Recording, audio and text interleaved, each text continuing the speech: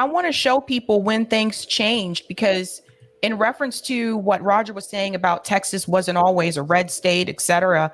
Ronald Reagan, I think, is a perfect example to show you how things can just easily change. This is why you can't do the red blue game. So in 1984, Ronald Reagan ran against Walter Mondale. Okay, so Walter was from Minnesota. I just want you to see this map. This was the map. Notice that Walter only won one state, which was his own, which was Minnesota. Every other state in this country, including Hawaii, by the way, voted for the conservative, voted for Ronald Reagan. This is when neoliberalism started to take hold. So when we talk about what happened to the fight that our revolutionary leaders had in this country, what happened to the civil rights movement, what happened to all those people, this is what happened. They embraced neoliberalism and they believed that this idea of Reaganomics could actually help people and could really like change the country economically. Now, later on, we found out Reaganomics actually does not work, right? It doesn't trickle down to the people at the bottom. But the point that I'm trying to make is that, again, it can change any time. Even Massachusetts was red for Ronald Reagan. So we're just playing politics here. That's all this is.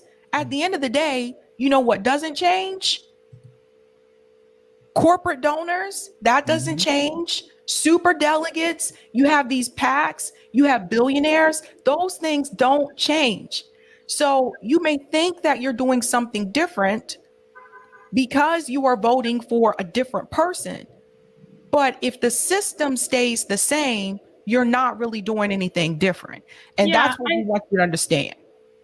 Yeah, I agree, Savvy. And I also want to say, like a lot of us have been heckling these politicians and stuff, and like people see it on social media and they're like, I love this. These people are great. You should run against so and so. But the issue with that is that even if you like somebody, as much as you like them before they run for office, you're going to hate them after they're in office and they're unable to implement what you want.